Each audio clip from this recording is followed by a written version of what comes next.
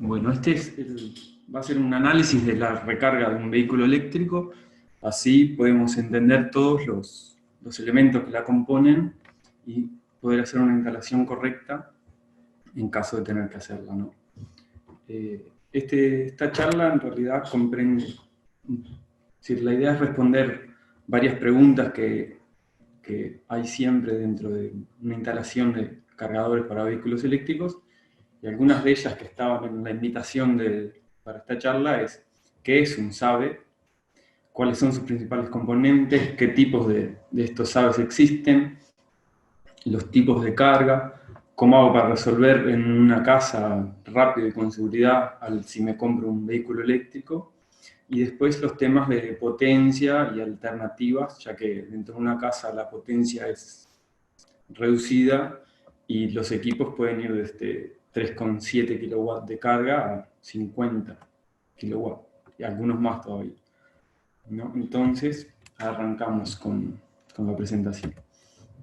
¿Qué es un SAVE? SAVE se le dice, en Uruguay más que nada se le denominó este nombre, que es Sistema de Alimentación de Vehículos Eléctricos.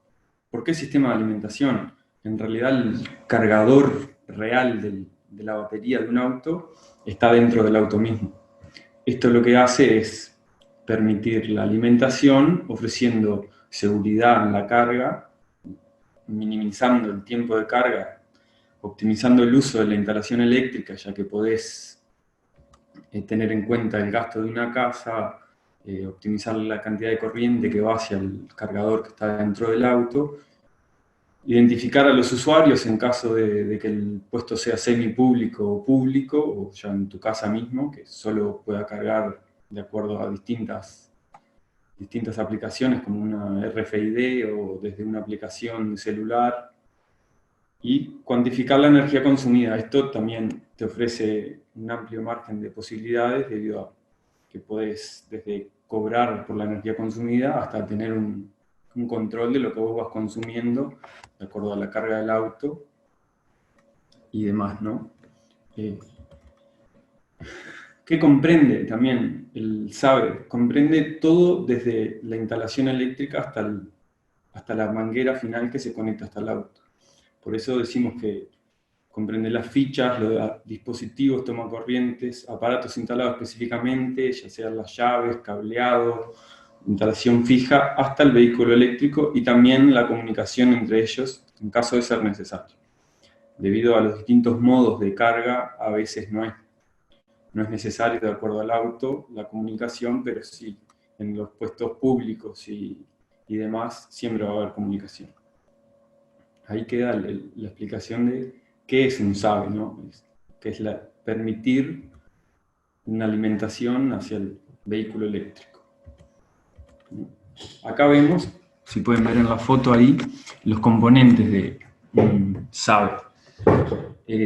Lo que vemos es la parte de interacción con el usuario. Acá justo está abierto el SAVE, por lo que no lo van a ver, pero esto sería el lector RFID, puede tener un touchscreen también. Y acá está la parte de control. Esta es una placa de control que gestiona desde los pasos de tarjeta, si la tarjeta está habilitada o no, también tiene el módem de comunicación, y como podemos ver está separada la parte de control de la parte de potencia. También después vemos este cargador es un SAVE de 7,4, de dos salidas de 7,4, por lo que no están dentro las llaves termomagnética diferencial que se exigen para este tipo de cargadores. Simplemente acá tenemos la parte de medidor, el contactor que lo opera la placa de control para permitir la carga y demás. Ahora vemos en la segunda fotografía, acá vemos, este es un SAVE de 2x22, es decir, dos tomas de 22 kilowatts, como vemos acá están las dos tomas. Y acá sí vemos la llave diferencial, que ahora vamos a explicar un poquito más los tipos de llave diferencial que se usan y las recomendaciones. Acá está la llave termomagnética. Después vemos el medidor, que es lo que estábamos hablando, que este medidor reporta a la placa y vos podés acceder y te deja guardado la cantidad de kilowatt consumido por sesión Esas sesiones se dividen por usuario cada vez que pasa tarjeta o inicializás desde una aplicación. Este es el contactor usado para cuando la comunicación entre el vehículo y el SABE, ellos dialogan y deciden una potencia de carga, en realidad una corriente de carga, manda el voltaje a la bobina de este contactor y ahí es que se habilita la carga y el cargador empieza a cargar, el auto empieza a cargar su batería, ¿no? También acá vemos, este se llama modo 3, que esto es de esta marca de cargadores típico, que es la comunicación entre el auto y el cargador mismo, pasa a través de este módulo y ese módulo le reporta a la placa. Otros tipos de cargadores los tienen ya integrados en la placa misma de control, por lo que está en realidad en todos lo mismo, vamos a decir, ¿no? Pero es simple eso, resuelve la comunicación entre el auto y el cargador. Ahora más adelante vamos a ver un esquema de comunicación y cómo esa comunicación es la que define la potencia de carga, que en realidad es la corriente de carga. Bueno, como comentamos recién, es necesario poner una llave termomagnética en cada instalación y también una diferencial que tiene que ser del tipo A o tipo B. Como vemos acá en la fotografía de la izquierda, para reconocer una tipo A, es el logo que es sinusoidal, ahí. Y no sé si lo ven ahí bien en la foto. Y el que detecta corriente residual, alterna y pulsante, como vemos en la foto. Después, la tipo B lo que agrega es que detecta una pura continua y también, como vemos acá en el costado, hay una pequeña diferencia, que en realidad la tipo A también detecta continua, pero la detección es de 6 mA.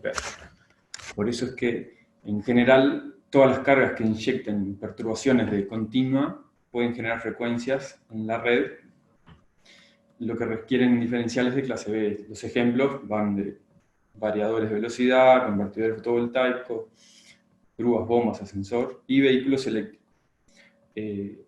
Los diferenciales tipo B son los ideales, ya que para un cargador de vehículo eléctrico trifásico, ya que los fabricantes de vehículos mismos indican que pueden producirse fugas de corriente continua durante la carga.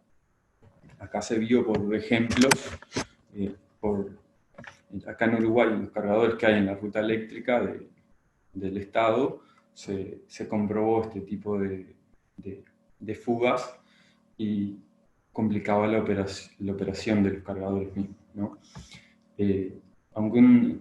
Como dije, aunque el dispositivo de la clase A tiene una protección, la diferencial tipo B asegura mejor continuidad de servicio y protección, ya que detectará la corriente DC y su valor de disparo es un poco más alto, es de 10 mA.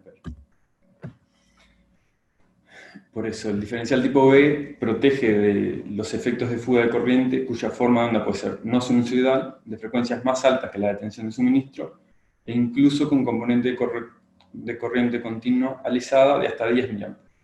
Por otro lado, la tipo A ofrece fugas de corriente, protege frente a fugas de corriente de forma onda sinusoidal de la misma frecuencia que la tensión de suministro y superpuestas a un valor de corriente continua de máximo 6 mA.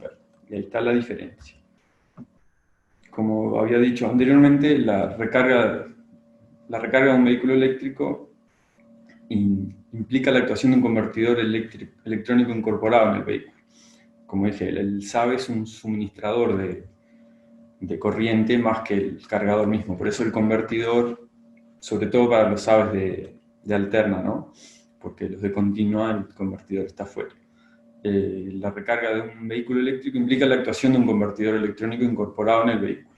Y estas frecuencias de conmutación de este convertidor son superiores a las de la red. En el modo 3 de recarga, que lo vamos a comentar un poco más adelante, los distintos modos de carga para un vehículo eléctrico, se realizan a través de un cable que no incorpora ningún dispositivo de control ni protección. Un potencial de efecto de aislamiento eléctrico en el vehículo solamente puede ser protegido por el diferencial de la instalación eléctrica. Y ahí es la necesidad de poner, la obligatoriedad de poner este tipo de diferenciales. Puede estar incorporado en el punto de carga, de acuerdo a los modelos de cargadores o los tipos de las marcas que elijan. Algunos vienen dentro de los cargadores y otros vienen con la exigencia de incorporarlos en la instalación que vayas a hacer. Y este debe ser capaz de funcionar contra defectos de frecuencias elevadas, formas de onda variadas y componentes de corriente continua pura. En esta situación, quedaría protegida solamente por el diferencial B, que es el que se recomienda usar en instalación.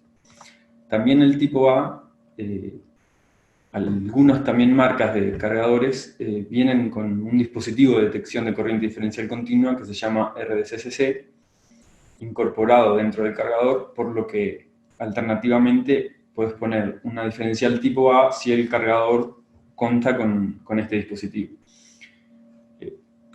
Este dispositivo en realidad tiene como función evitar que un posible defecto que contenga una componente de corriente continua superior a 6.000 A, que era lo que protege, hasta donde protege la diferencial tipo A, afecte a la instalación fija.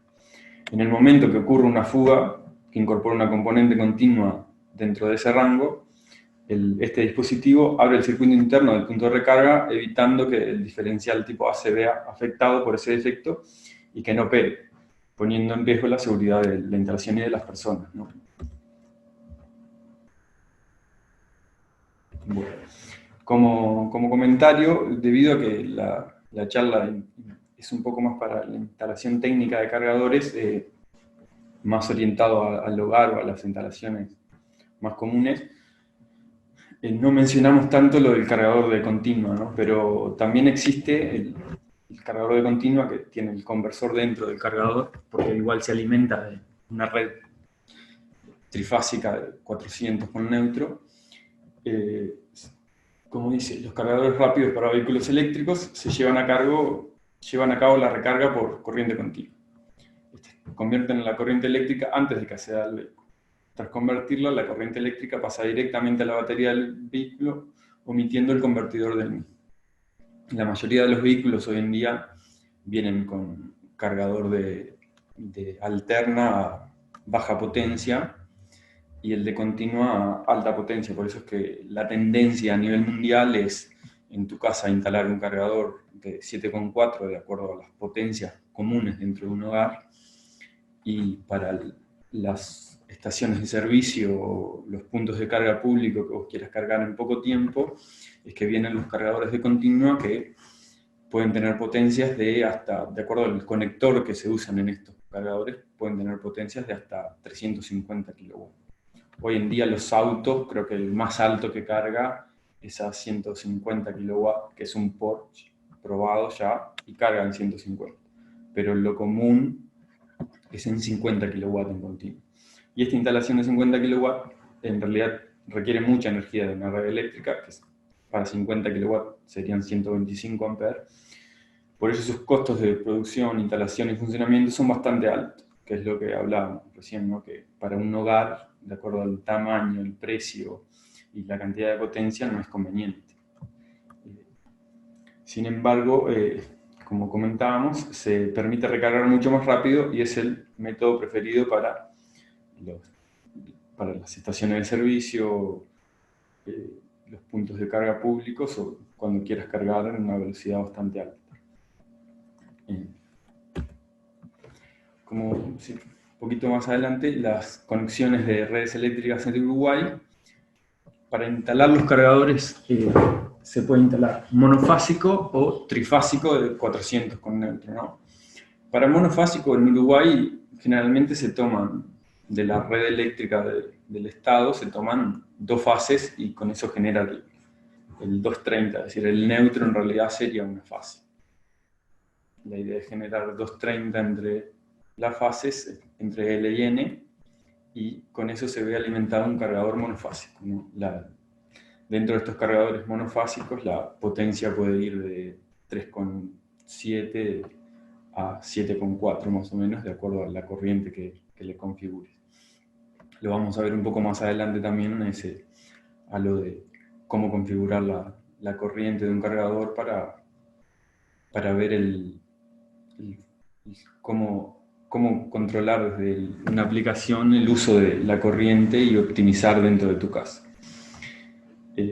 También en Uruguay, es decir, las casas generalmente son monofásicas, pero hay trifásicas de 230 también, y la idea, bueno, es lo mismo, es simplemente agarrar dos fases, ver que quede equilibrado dentro de una instalación, dentro de la casa, del uso de las otras fases, y conectar. En la trifásica de 400 con neutro, como pueden ver ahí, simplemente se conectan las tres fases y el neutro. La parte de la tierra, como pueden ver, la puesta a tierra, en Uruguay las instalaciones deberían de tener un máximo de 5 ohm de la medida de puesta a tierra. Por lo que se recomienda, es decir, como pueden ver en esta foto, la tierra va derecho al cargador y desde ahí sale derecho pasa por afuera de toda la parte de potencia de las llaves, de la llave diferencial, la termo y el contactor, y va derecho a la manguera, por lo que esta misma tierra que nosotros tenemos acá del cargador es la misma tierra que ve el vehículo. Entonces, de acuerdo al vehículo, hay algunos más sensibles que otros, como se ha probado acá en Uruguay. Creo que los que eran más sensibles, que hubo problemas al principio con los primeros modelos de Renault Zoe, que si vos no tenías una tierra con un valor bastante bajo, no te permitía la carga. Entonces, como podemos ver acá, es una foto de un ejemplo, es un puesto de la red, un puesto dentro de la ruta eléctrica de Uruguay. Tenemos una cámara dedicada para ello, una jabalina, que se ha tenido que usar jabalinas dobles para abajo, las empalmables, para llegar a un valor deseado. En este caso, las instalaciones en Uruguay deberían tener menos de 5 ohm, en este caso llegamos a 4,11, pero hemos tenido casos de 2, de 1. La idea es siempre tener una resistencia bien baja para que los vehículos no tengan ningún problema, puedan cargar perfectamente. Después pasamos, dentro de los cargadores, como mencionamos, hay distintos tipos de conectores, ¿no? Para los conectores, acá en Uruguay, la norma que se popularizó fue la tipo 2 europea, que se llama MENEC, pero hay distintos tipos la tipo 1 se llama,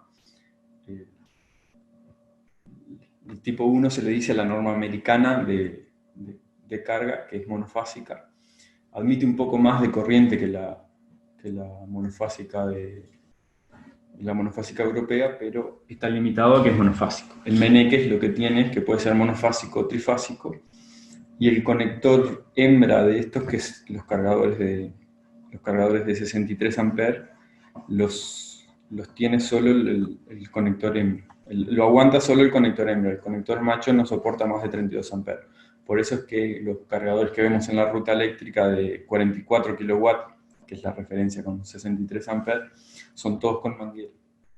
Porque, no lo comenté antes, pero el vehículo siempre viene con el conector macho y la hembra está en la manguera siempre, o en el cargador, en el caso de que sea con un socket.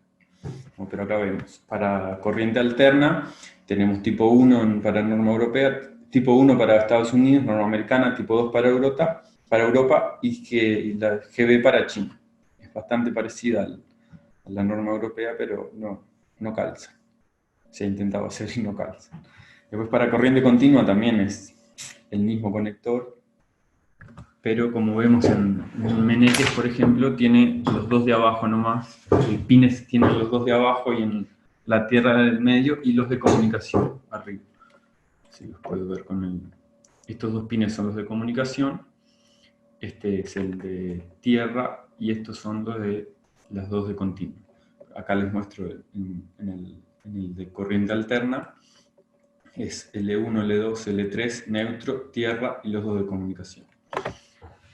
Y así siguen para lo mismo. Después tenés los combinados de los dos. En realidad usan la misma comunicación de la parte de alterna, pero te agregan los dos de continua por abajo. Acá vemos los conectores como son combinados. Este se llama CCS Combo. Y este agrega Meneques. La mayoría de los autos hoy en día vienen así, con el combo, para que vos puedas cargar en alterna, en el hogar, todos los días, y en continua cuando estés en ruta o o donde sea, para cuando quieras cargar rápido.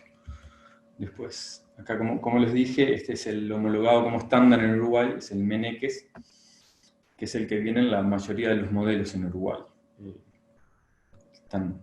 Ahí hay varias marcas que vienen con algunos hoy en día están viniendo con tipo 1, como es el Nissan Leaf, y lo que tiene esto es que el Estado acá decidió, al estandarizar el modelo europeo, que si vos venís con tipo 1 en el auto, tenés que tener un adaptador, una manguera que te cambie de tipo 1 a tipo 2, eso existe, se puede hacer, pero estás limitado a cargar en corrientes bajas, ¿no? Estás limitado a cargar en monofásico. Igual son pocos los autos que cargan a más de 7,4, sobre todo el BYD, que es el que los usan para taxis, ese carga en 63 amperes, por lo que si viniera con un tipo 1 no sería posible. Y ahí vemos que permite cargas monofásicas de 16 amperes hasta trifásicas de 63, y ahí tenés todo el rango de potencias. Acá vemos un ejemplo de un conector combo también. Como podemos ver, ahí se marca clarito el L1, L2, L3, neutro y tier. Esto es Proximity Pilot, que ahora lo vamos a comentar también. Esto es Control Pilot, que es la comunicación entre los pines de comunicación entre el auto y el cargador que definen la potencia de carga. Esto es el ejemplo de un auto también que adaptado de la norma china a la norma CSS Combo se pidió, por eso está dentro del capó en vez del toma por afuera, pero el ejemplo es este. Este es el combinado. Acá está la parte de comunicación más adelante, es el Control Pilot. El Proximity Pilot es la detección de si estás conectado o no de la manguera, y este es un circuito simplificado, ¿no?, del Control Pilot, del control piloto. Lo que dice esto, acá vemos como en la instalación la tierra es compartida entre el auto y el vehículo, ya que de acuerdo a cómo lleva la manguera, la tierra es la misma que le ponen al cargador. Y esta resistencia, en circuito simplificado, es la que te dice con qué corriente acepta el vehículo y qué corriente acepta el vehículo, por ende, qué potencia va a cargar el cargador, ¿no? Porque vos podés tener un cargador de 44 kilowatts y si el auto acepta solo monofásico de 7,4, le va a decir, yo lo máximo que acepto es 32 amperes en una fase a través de esta resistencia. Entonces el cargador, en esa conversación que mantienen los dos, va a mandar 32 amperes como máximo.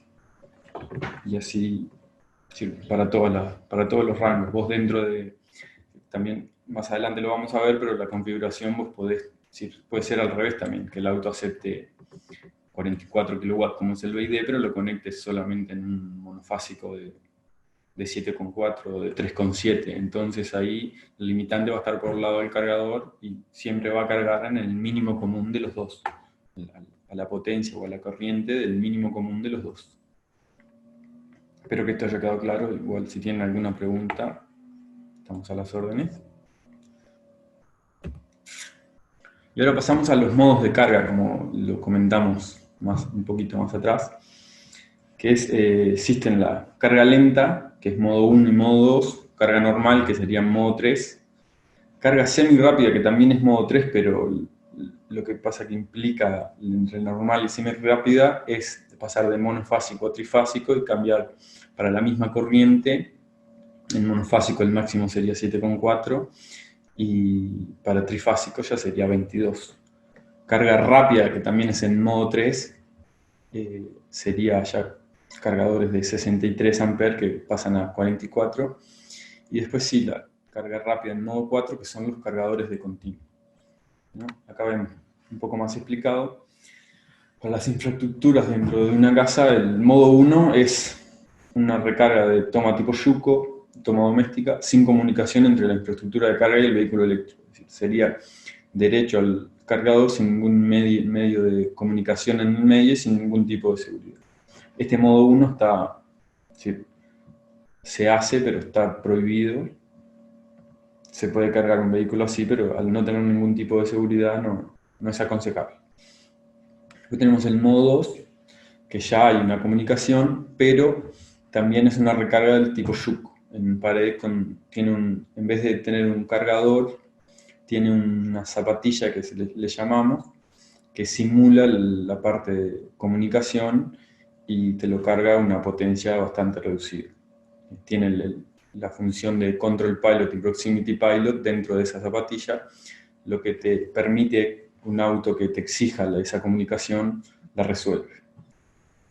Como vemos, el cable cuenta con el dispositivo intermedio de control piloto que sirve para verificar la correcta conexión del vehículo a la red. Después pasamos al modo 3, que sí ya es el modo de... Se le llama carga eventual al modo 2. Después pasamos al modo 3, que ya es un conector específico, que es, ahí ya pasamos al cargador, al SABE, vamos a decir. Tiene la infraestructura de recarga de la toma tipo Meneques, con hilo piloto de comunicación integrado, los dispositivos de control y protecciones ya se encuentran dentro del propio punto de recarga, o como comentamos, algunos que no lo tienen dentro, lo puedes poner afuera, pero es parte de la instalación o parte del SABE, como dijimos, que el SABE incorpora todo. La definición de SABE incorporaba los cables, las llaves, toma todo lo necesario desde la instalación fija hasta el auto, ¿no? Este modo 3 es el ideal para shoppings, parkings, ya que vas por poco tiempo ahí y la idea es cargar mientras estás haciendo compras y que la carga sea protegida y que tampoco tengas demasiado problemas como es un cargador continuo, pero que quede resuelta la carga, ¿no? Y después el modo 4, que es el de corriente continua. Ya es una infraestructura de recarga con conversión a corriente continua, y esto sería solo carga rápida para los autos que lo soporten, ¿no?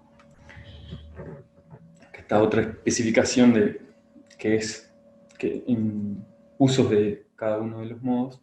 Estaciones de servicio sería para recarga rápida, vía pública rápida o semi-rápida, un parking interior, ya si lo dejas todo el día o lo dejas la noche, ya puede ser recarga lenta o semi-rápida. Parking exterior ya sería público también, sería lenta o semi-rápida también. Y usuario final de comunidad sería en una casa, en un edificio. Ahí ya se le dice lenta por el tipo de contrato que va a tener con la red eléctrica, de contratar qué cantidad de kilowatt tiene contratado en su casa, por ende no vas a poder poner un cargador de 22 kilowatt en una instalación, si vos tenés contratado 7,4, por ejemplo. Entonces, de acá, ¿viste? Dijimos que la potencia de carga está determinada tanto por los límites del cargador como los límites que tenga el auto, en continuo o en alterna, ¿no? Entonces, ¿cuánto demora el vehículo eléctrico en cargar? Que es la pregunta más común que hace todo el mundo a la hora de comprarse un auto o de ver lo necesario para cargar el vehículo en su casa. Y bueno, depende.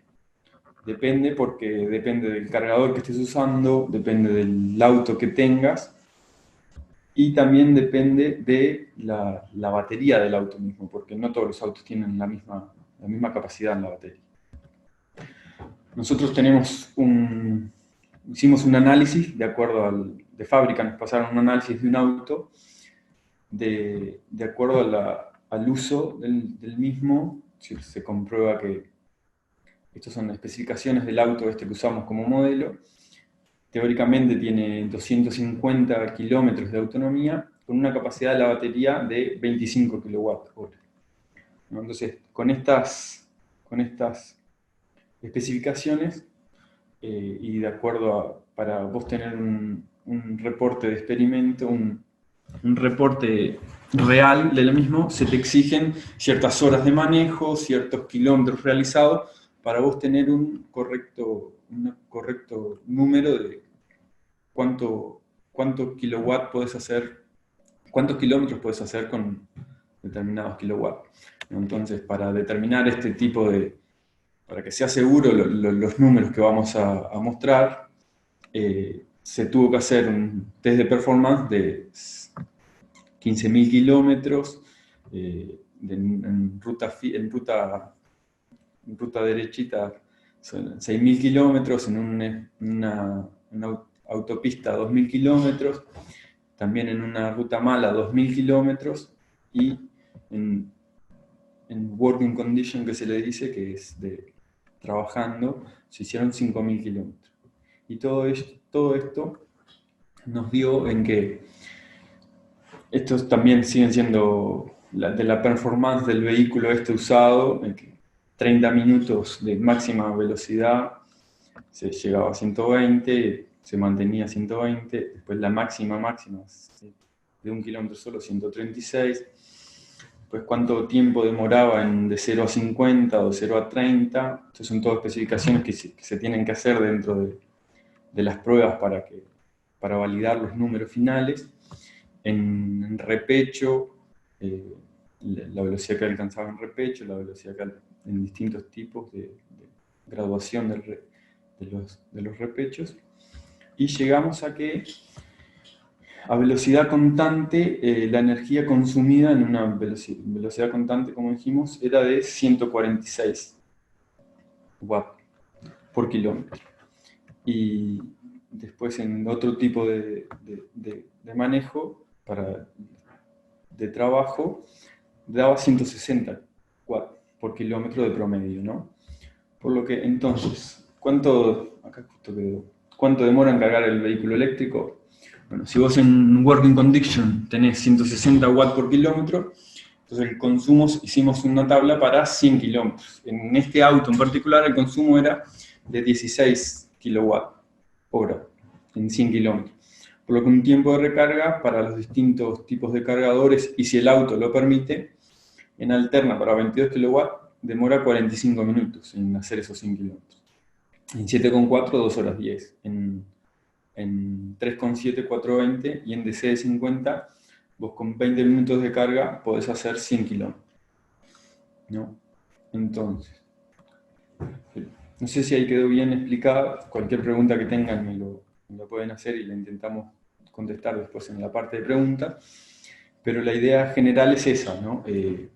No decir demora 30 minutos en cargar este auto, no. En realidad depende totalmente de qué tipo de auto sea, qué tipo de carga admite el auto, si admite 7,4, si admite 22, si admite continua, y también en qué cargador lo estés cargando, ¿no?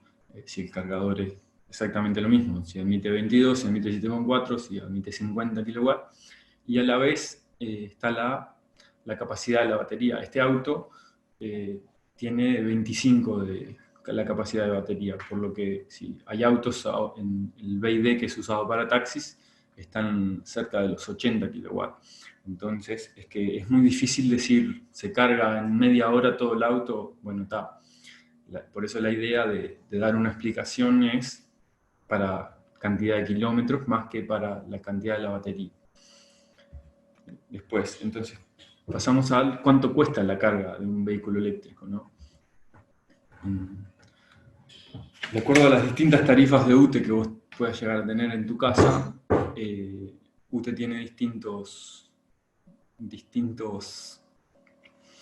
tarifas, distintas bandas horarias, por lo que cargar de noche se hace muy barato. Cargar el vehículo eléctrico de noche se transforma muy barato, que es la idea de cargarlo, si vos lo tenés un cargador instalado en tu casa, ¿no? Cargarlo, andar durante el día y cargarlo durante la noche, que es cuando es más barato. Entonces puede configurar en los cargadores o en el auto mismo, que arranque después de las 12 en una tarifa reducida, por lo que el precio termina siendo bastante bajo. Acá tenemos un análisis que está hecho ya hace, creo que los precios no están ajustados a hoy, sino que este análisis se hizo el año pasado, pero, por ejemplo, para los servicios de consumo residencial, cuya potencia contratada sea mayor o igual a 3,7 kW y menor o igual a 40 kW, los cargos por consumo de energía, por potencia y cargo fijo, pasan de valle, llano y punta en esos valores, ¿no?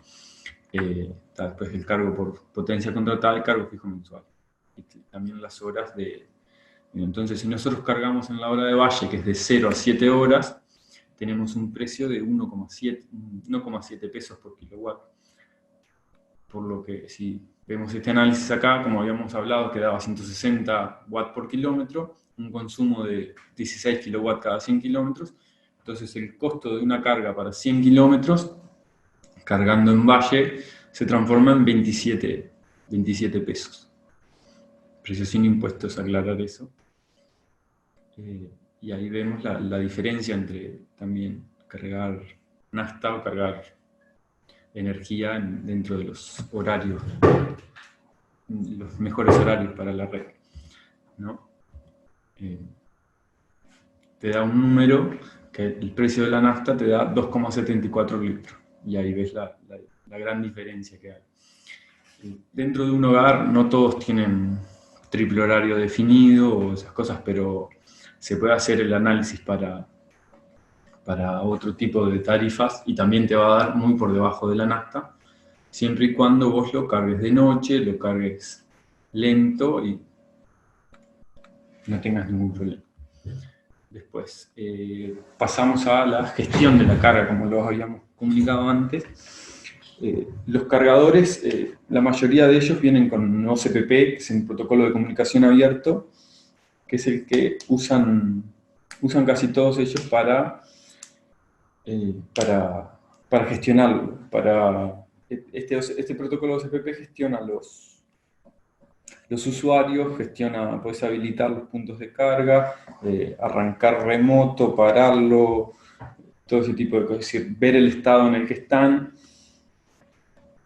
Tiene varias funcionalidades y hay varias empresas que han desarrollado este protocolo, que al ser abierto y que la mayoría de los cargadores lo tienen incorporado, vos con un sistema de gestión OCPP podés gestionar todas las distintas marcas, que eso es a lo que se tiende en realidad, para que cada uno pueda tener su punto de carga y si lo quiere agregar a una red, pueda acceder a cualquier tipo de persona, con varias marcas de cargadores, vos podés tener un sistema integrado de puntos de carga, ¿no? Después también podemos ver los protocolos propios de cada marca. Algunas marcas lo que te dicen es que, bueno, para un parking, por ejemplo, pones todos los cargadores de mi marca y yo te doy mi propio protocolo cerrado, y en realidad puedes hacer exactamente lo mismo, pero específico a esa marca. Si te quedas de otro tipo de cargadores, no va a soportar el protocolo. También para los usos domésticos, cada cargador, o la mayoría de ellos, tienen su propia aplicación de celular, en el que podés gestionar también la corriente, los horarios, las estadísticas y demás. Y lo otro que existe también dentro de este mundo es el sistema de gestión de control de carga, por ejemplo, el DLM existe dentro de uno de ellos, que es el Dynamic Load Management, que lo que hace es, si bien no es un protocolo de comunicación abierto así, lo que hace es simplemente dar prioridad a ciertos puntos dentro de una red que vos conectes por Ethernet. Conectás los cargadores de esa marca por Ethernet y te dice prioridades. Cuando le seteas la potencia contratada del lugar, entonces él lo que hace es gestiona que todos los cargadores carguen a cierta potencia, con el fin de no pasarte nunca de la potencia contratada al lugar o la potencia que vos le especifiques.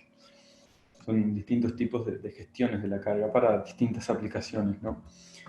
OCPP, hoy en día se está usando OCPP 1.6 en Uruguay, y lo que te permite es eso, es un protocolo basado en la nube, que el cargador se comunica con la nube, tiene que tener conexión, y lo que te permite es ver el estado del cargador, ver el estado, si tiene un auto conectado, te permite también, cuando vos llegás al cargador y pasás la tarjeta, que te habilite o no te habilite, si estás registrado, todo ese tipo de cosas. Acá en el ejemplo a la derecha es la aplicación de la red del Estado acá en Uruguay, y nos paramos sobre los cargadores que están al costado de la Intendencia, y vemos ahí que en este momento, en el momento que hice la presentación, había 2 cargadores disponibles, 2 personas cargando y 2 sin comunicación, es decir, que el sistema de gestión no sabe el estado en el que están.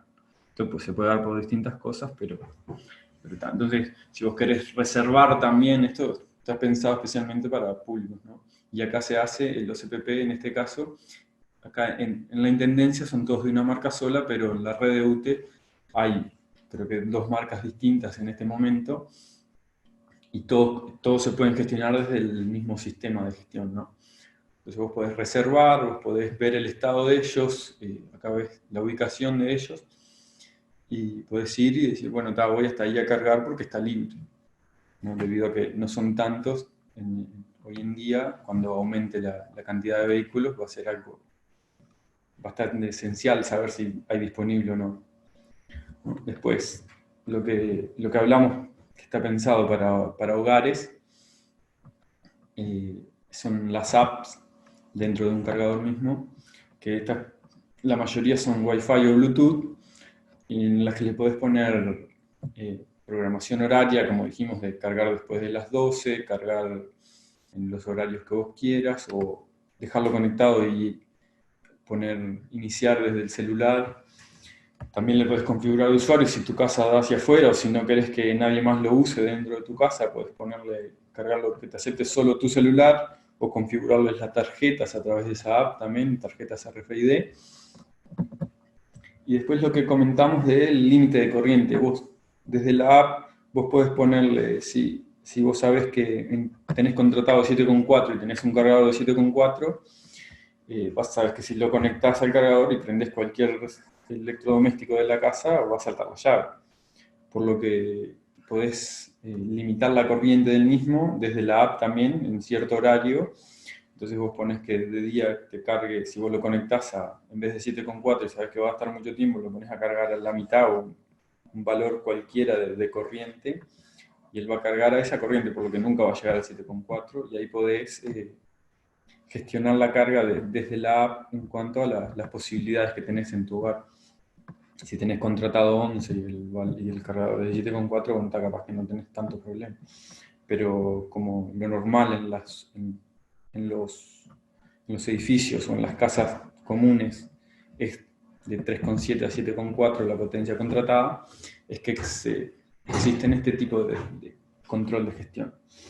Y a la vez tenés una posibilidad que no sé en todos tampoco, pero está cada vez más difundido, que es ver las estadísticas, para vos llevar un control de cuánta potencia has cargado en el mes a partir del auto, para ver el gasto que te está llevando cargar el auto y compararlo con si tuvieras nafta o simplemente tener un control de cuánto estás gastando. Y después también lo que vimos, lo que no está todavía. Por último, vamos a comentar esta partecita que todavía no está implementado. En Uruguay no hay una norma regulativa de esto, pero la idea de las cargas es el Vehicle to House o Vehicle to Grid, que se llama V2H o V2G, que sería, la idea es, en realidad, es que vos puedas cargar de noche el auto y que en las horas pico vos puedas de la batería alimentar la casa, de la batería del auto, alimentar la casa con el fin de reducir los costos de luz del hogar. Vos cargas en la hora valle la batería del auto y venís a la hora pico, conectás el vehículo y podés alimentar toda la casa desde el vehículo. No todos los cargadores lo soportan a esto, hay muy pocos hoy en día que lo hacen y tampoco está, como dije, la norma regulativa no está implementada, pero es algo que se va a venir. El Vehicle to Grid y Vehicle to Home. Vehicle to Grid sería devolverle, como hoy existen los medidores de ir y venir, sería eso. O como en vez de poner un sistema de paneles solares, tener el auto.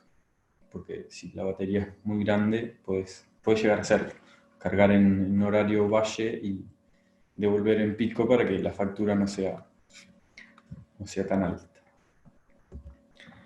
Y acá llegamos al final de la presentación y muchas gracias por habernos escuchado.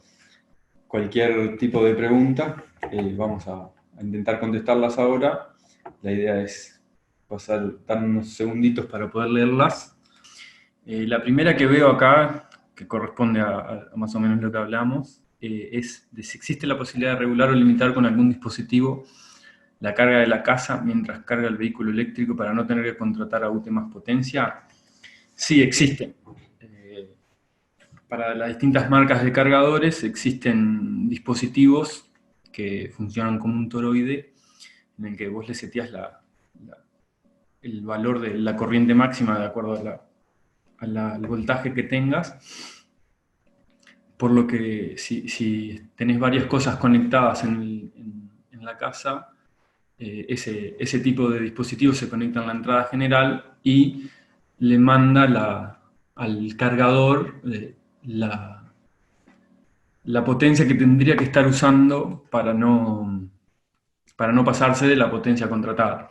Por lo que si vos tenés ese aparato en tu hogar, no tendrías que estar conectando desde la app y viendo qué horario le bajo la cantidad de corriente o qué horario no, sino que automáticamente ya lo hace. No están para todas las marcas, porque la comunicación esa entre el aparato y el cargador es propia de cada marca, pero sí, existir existe y la verdad que es una solución bastante amigable con el fin de no tener que estar chequeando cuánto estás gastando, cuánto no y demás.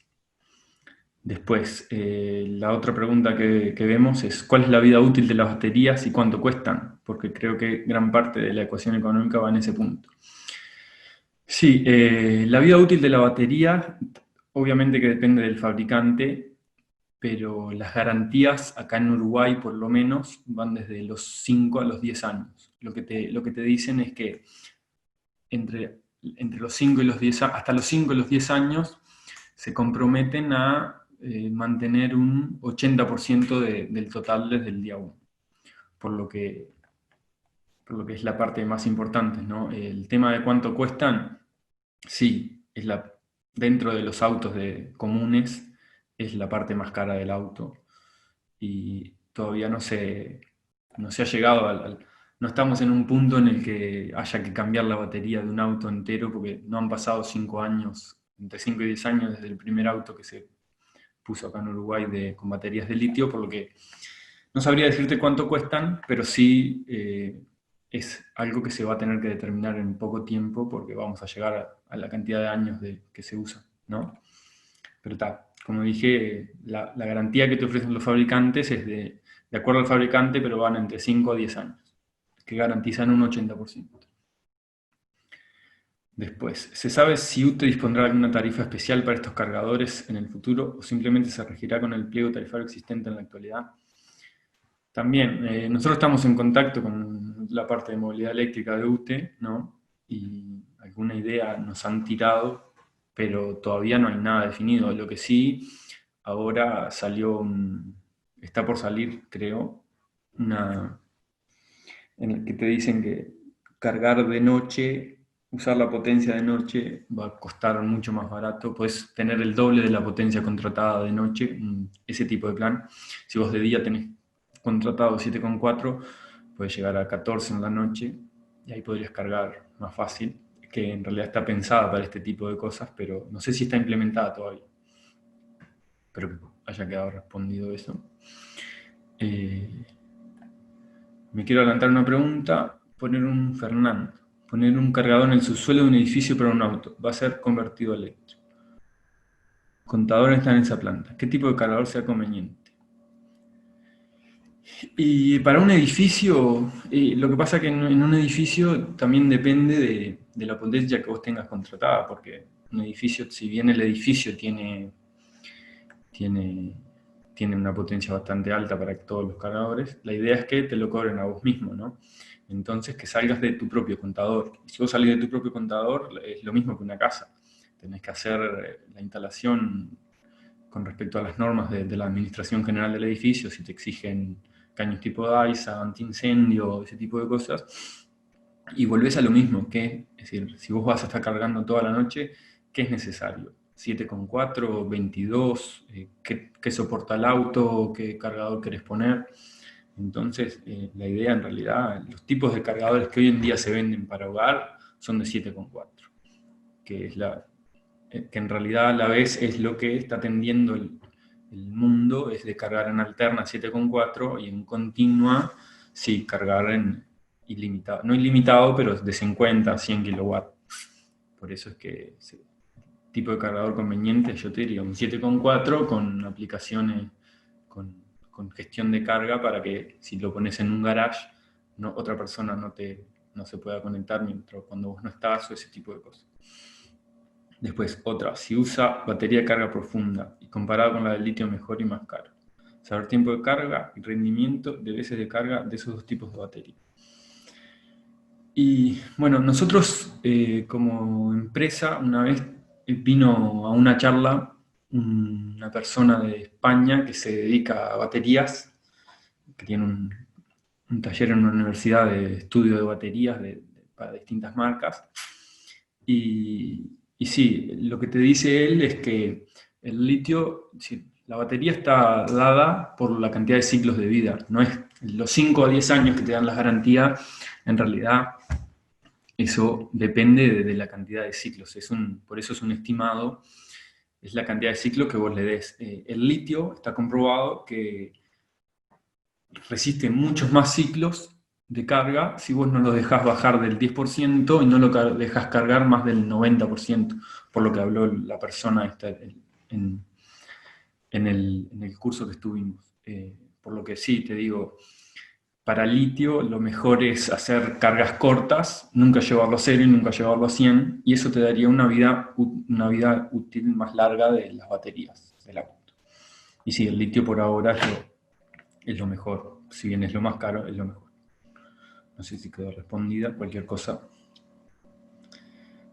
Las aplicaciones no estiman el desgaste de la vida útil. Sí, bueno. De las baterías se eso refiere. intenté explicarlo en ese momento, ¿no? La vida útil de la batería está dada por los ciclos, no por los años. Entonces, bueno, va por ahí. Fernando. Luego de realizar la instalación eléctrica del SAB, ¿se requiere algo especial para configurarlo y ponerlo en marcha? Sí. Si vos bien lo instalás y queda funcionando, después vos tenés que definir el tipo de seguridad que vas a tener para cargar, ¿no? Eso generalmente con la mayoría de las marcas se hace a través de una app y vos lo puedes configurar como plug and play, que si vos no querés preocuparte o vivís en una casa o cargas vos solo, plug and play significa que lo enchufás y carga a la hora que quieras, cuando quieras. En el plug and play también lo que podés poner es un sistema de horarios, cosa que no te permita cargar, por más que lo conectes, no te permite cargar hasta cierto horario, pero no tiene gestión de usuarios, por decirlo de una forma. Cualquiera que lo conecte va a cargar en el horario que esté gestionado. La otra forma es hacerlo a través de usuarios, si querés configurarlo en una tarjeta, y también ponerlo en marcha significa gestionar la carga, ver qué cargador instalaste, la potencia contratada, ver si ahí no hay ningún problema y demás. Por eso es que siempre que se instala la instalación eléctrica la podés hacer cumpliendo las normas que comentamos durante la charla, pero ponerlo en marcha ya implica tener en cuenta la potencia que tiene contratada la persona, cómo va a ser, si va a cargar él solo, si va a cargar más gente, si va a tener un tipo de seguridad y demás. Guti, la pregunta venía en dos partes. Las aplicaciones no estiman el desgaste de la vida útil de las baterías. Y bueno, ya lo comentamos. Creo que ya lo comentamos. No sé si no te quedó claro. Pregúntanos de nuevo. Después, Carlos, por la aplicación para cargar, ¿le puedes fijar que empiece a cargar a determinada hora? Sí. En la mayoría de los vehículos vos podés poner que cargue a determinada hora. Si tenés valles, si tenés contratado triple horario, doble horario, vos podés configurar lo que empiece a cargar a la hora que vos quieras. Y también, no solo en el cargador lo puedes hacer, sino que en la mayoría de los autos también puedes determinarlo en horario. Por ende, si el cargador no lo permite, capaz que el auto sí lo permite y lo que hace es, como vimos en la comunicación, la computadora del auto no le, si bien vos lo dejas conectado, la computadora del auto no le da el OK hasta la hora que vos lo tengas configurado.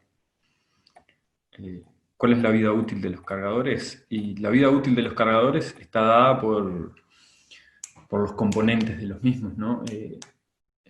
Si bien es una placa de control, que sería una computadora, por decirlo de alguna forma, que la vida útil es la de cualquier sistema electrónico. Después tenés la vida útil de la llave diferencial, de la llave termomagnética, del contactor, que es lo que más, la bobina del contactor, que es lo que más puede llegar a dar problemas, pero sí, la vida útil está marcada por sus componentes. De acuerdo a la marca del cargador y los tipos de componentes que uses, si te va a dar más o menos, pero hoy, es decir, han habido problemas puntuales, pero no sé, te diría que la vida útil no es un problema, ya que a medida que aumenta es decir, que van mejorando las prestaciones de los cargadores, en realidad lo que aumentan es la capacidad que vos tengas para darle a aplicaciones distintas, como ver estadísticas. Es decir, desde el año pasado hasta este se ha aumentado un montón entre iniciar remoto, ver todas estadísticas detalladas por horario, agendar horas distintas y demás, pero en realidad poner a cargar y arrancar que funcionan siempre, digo, a no ser que se te rompa algún componente del equipo mismo. Entonces ahí ya vas a la vida útil de los componentes y dependen totalmente de la marca que estés usando.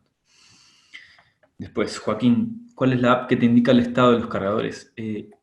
Esta app que usamos, si te referís a la app de UTE, se llama UTE Mueve y es pública, te dice todos los cargadores que están dentro de la ruta eléctrica de UTE.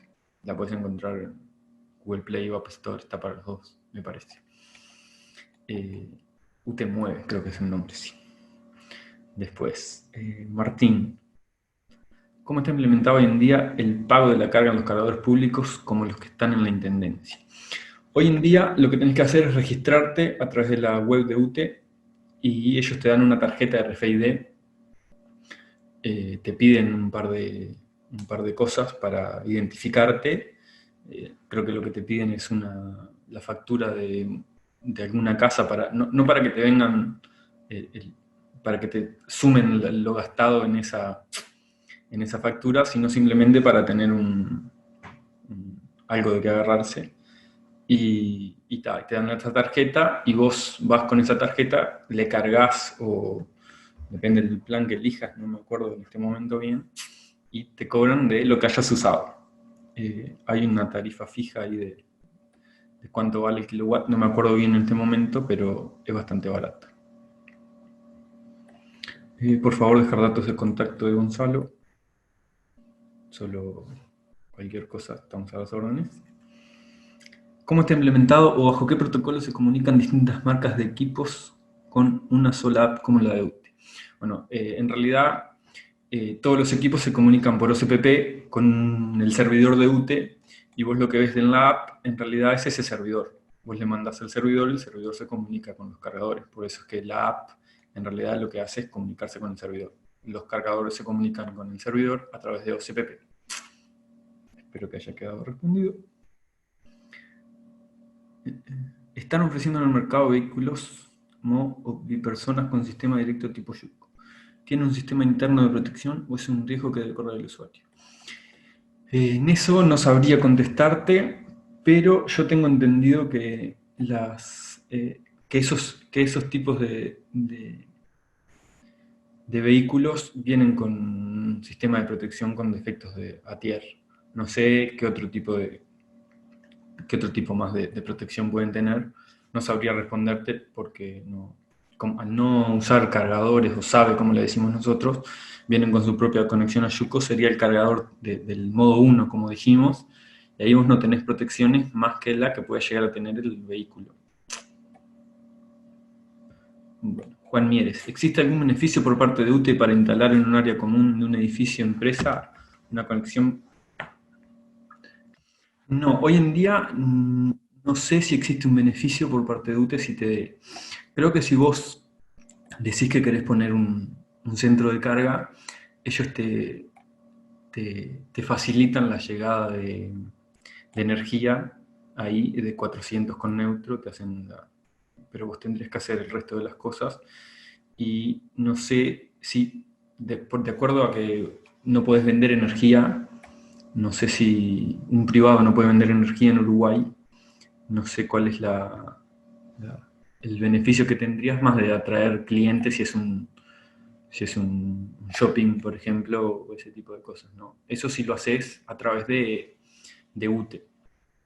Puedes hacer tu propio parking para vos, para tus clientes y ver la forma de cómo cobrar ese tipo de estacionamiento VIP o por ese lado, ¿no?